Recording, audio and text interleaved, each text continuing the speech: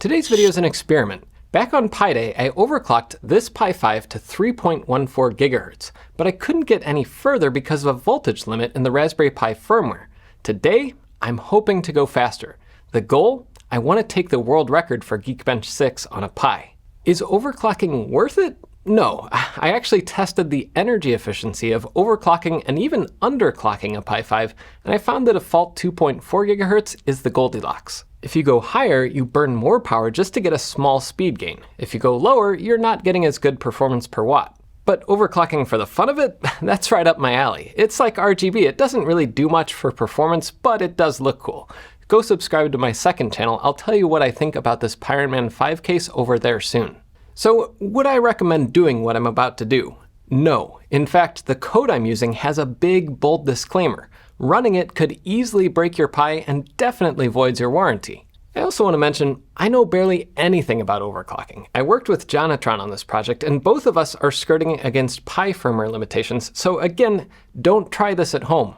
I'm not an expert here, and the only time I successfully delidded a CPU, it was an accident, so take anything I say or do with a grain of salt. Also, if you ignore all my warnings and do try this at home, your experience will be different than mine. The reason? The silicon lottery. The best way I can explain is to show you this old silicon wafer. Wafers have hundreds of individual chips on them. The process to make these things is extremely precise, and also not extremely perfect. Chip to chip, there are tiny impurities or lithography issues. They're so small that usually they won't cause any issues. But that's assuming you're using the defaults. If you overclock, each tiny nanometer scale bug adds up. There could be a logic circuit that gets too hot, or some electrons that jump a gap when they're not supposed to. This is what causes instability. Throw in some extra voltage, and things can get even worse. And that's before we get to the problems with memory access at higher clocks. That's a whole other chip. I did a deep dive on the silicon on the Pi 5's chip earlier this year. I also talked about the silicon lottery. At a basic level, these chips all have tons of transistors, millions or even billions, and each one of the transistors needs a certain voltage to switch on and off. Running current through chips creates heat, and not all chips can take the same level of heat and work reliably. I've bought 10 Raspberry Pi 5s since launch, and only one of them, this one, has clocked up to 3.14 GHz. And even this one might not make it any further. That's the silicon lottery. Of all the chips on this wafer, maybe only one or two is good enough to push it. Extreme overclockers will buy a bunch of CPUs and test each one trying to find a golden sample, a near perfect chip. They all run okay at base clock, but only a few can tolerate the heat and voltages for extreme overclocking. So this is my golden sample Pi 5. All that said, again, don't try this at home. If you do, there's a good chance you'll end up with a dead Pi. First, I'm going to get a baseline. I ran Geekbench 6 with the stock Pi settings at 2.4 GHz. I'm using the active cooler and it does a pretty good job keeping everything cool. The single core score is a pretty average 794 and multi-core is at 1612. I spent a little while overclocking to 3 GHz just to make sure that was still stable, then I pushed it to 3.2. At this speed, I noticed the active cooler was a bit more active and Geekbench locked up a couple times. It's funny though, when you push the Pi out past 3 GHz, sometimes it seems to soft lock, other times it's a hard lockup. Like this time I noticed the display output locked up entirely. Seeing the blinking cursor go steady means it's time for a hard power reset.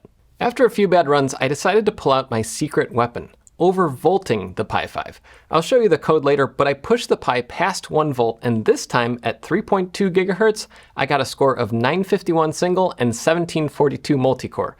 Not record-breaking, but I think I still have some headroom. This time, I bumped the voltage up a little higher and tried for 3.3. That got me another lockup, this time with some messages in the log, and it's always a good time when I see some jiffies. I bumped the voltage a little higher, ran it again, and noticed the CPU temps were getting a little high. It was up around 70 degrees Celsius, and if you're into PC overclocking, that's nothing, but for a Pi, those chips start throttling around 80 to 85 degrees. And I know from an inside source, around 50 degrees Celsius is a sweet spot for performance. But it was enough to get a 3.3 GHz run. I was knocking on the door of 1000 for single core, and I hadn't yet pulled out all the stops. I bumped up to 3.4 GHz and kept pushing the voltages. I was hitting 18 watt power draw from the wall, which means instantaneous power draw was probably even higher. Geekbench kept locking up, and I had to keep hard resetting the Pi. One time it actually left one of my terminal sessions up, but for some reason a bunch of the system threads just died. I was pushing the voltages higher, and thermals weren't actually too bad, but after a few runs, I decided to pull out my first trick. This is a Peltier or thermoelectric cooler. It uses electricity to cool this bottom plate. It's actually not very efficient, but it does get very cold, down to below 10 degrees Celsius in this room that's currently 23. The one I have is kinda cheap, but you can get lab-grade coolers for eye-watering prices, and companies like Raspberry Pi actually use those to test their chips. Anyway, I put this cooler on the Pi, and it still hit lockup after lockup after lockup. Most of the time the lockups were on multi-core tests, and it looked like it would pull 20 watts from the wall sometimes. Temperatures were staying in the 30s or 40s, so I don't think that was an issue, but I was worried 3.4 gigahertz was just flying too close to the sun. So I pulled out my next trick. I applied the NUMA emulation patch I talked about earlier this month, switched back to 3.3 gigahertz, and ran it again with a new cooler. And this time, I finally broke 1,000. And looking at Geekbench results, the 1094 single and 2164 multi was actually the new world record. The next best result was by Thomas Kaiser, running at 3.1 gigahertz. But 3.4 gigahertz was eating at me. I knew I could eke out just a bit more. Maybe get 1100? I kept pushing the voltages higher and higher. I went up to 1.08 volts and kept hitting memory errors. It would fail a lot on the Clang benchmark. One time there was even a full-on kernel panic giving me flashbacks to graphics card testing. But finally, pushing it to 1.09 volts, installing a heatsink on the bottom to get even more heat off the board, putting my 3D printed Noctua blower over it, and after watching my Pi pull down 20 watts, yes! It finally worked. And that felt good. 3.4 gigahertz with 1121 single, 2219 multi. I was satisfied with that, but I did want to see, could it go to 3.5? Short answer, no. I pushed the Pi to 1.18 volts, and it got close, but it would fail every time during multi-core tests. I think the RAM is just not set up for that kind of overclock, but who knows? If someone out there has a better golden sample Pi 5, and they push it to the limit, they could probably hit 3.5 or maybe even more. And there are a couple other tricks I didn't use. I could delid the processor to pull even more heat off more quickly. I could try powering the Pi through GPIO with a cleaner 5-volt power supply.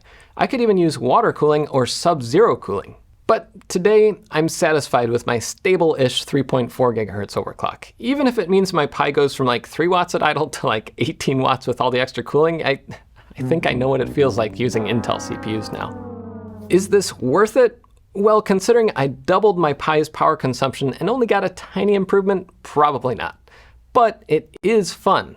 I don't think people using liquid helium to hit 9 gigahertz are in it for practical reasons, and I'm not either. Sometimes you just want to see if it can be done, and sometimes you can even learn something from it. Other times you end up with a dead CPU. If you want to fry your Pi, don't say I didn't warn you. The code's linked below, and I have a whole guide in the README. Warranty definitely void if you try it. Until next time, I'm Jeff Geerling.